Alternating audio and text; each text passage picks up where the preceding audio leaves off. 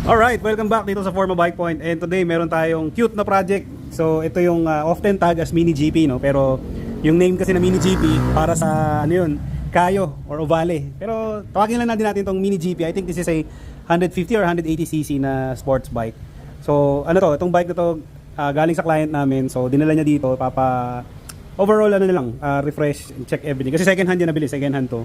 Eh naswerte niya nga yun, tinan mo, naka original Brembo pa yan. Dito Brembo. Tapos naka rear set na rin, naka pipe. I-bike check lang natin ito maigi, no? Ano yung meron sa bike na to. So to start off, naka race fairings na siya. Mukha siyang mini CBR, no? Well, as you can see, no, Honda Repson. Mukha siyang mini CBR. And then kagandahan dito, naka aluminum swing arm, no? Oh, di ba?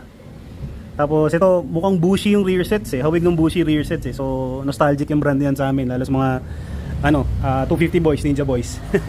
And then naka-combo siya analog digital speedometer, may voltmeter, upside down forks.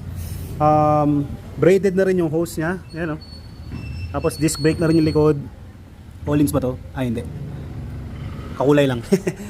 Sa tires niya, ayan. So pinalitan na namin. Meron na tayong Pirelli Diablo Rosso scooter kasi singlaki niya yung scooter na na size eh. So Rosso Scooter SE. So ang size nito sa likod 120 by 80 by 12 and then sa front 190 by 12. So syempre again, tires of choice natin.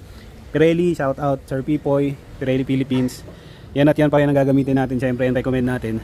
Ang kagandahan kasi sa mga bikes na to, no, lalo kung magsa-start ka ng track riding venture mo, itong mga bikes na to talaga built for the track. So isipin nyo, parang kumbaga sa kung sa F1, mag-start ka muna sa mga maliliit go-kart kumbaga. So ito yung mga mas friendly displacement and small size. So dito for me, ang pinaka-value dito, mapapractice mo kasi dito yung body position mo, no. So since naka-race fairings sa yung ergo ng bike, no, similar na rin siya sa big bike in a sense, except for the height kasi ito maliit. Nakagandaan, mas mababa yung center of gravity. So may exercise mo talaga yung body pose mo. So yung body position mo yan, pwede ka mag-back out dito and then mag-hang off ka. And then yung arms mo, 'di ba? Mahaba yung tangke niya or malaki-laki, so masisimulate mo na rin yung gagawin mo sa sports bike mo.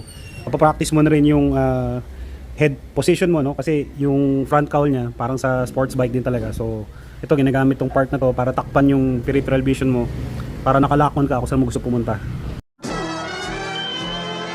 So since second hand bike nga to, no? So sabi nga ni client, gusto niya lang maging trackworthy. So dito sa Forma Bike Point, syempre isa yun sa mga forte namin, i-ensure namin na trackworthy yung bike nyo, and then bigay kami mga recommendations.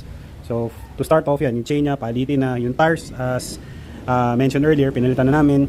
Double check lang natin yung mga frame related parts like yung clip-ons, yung rear set, no, tambucho, yung race fairings.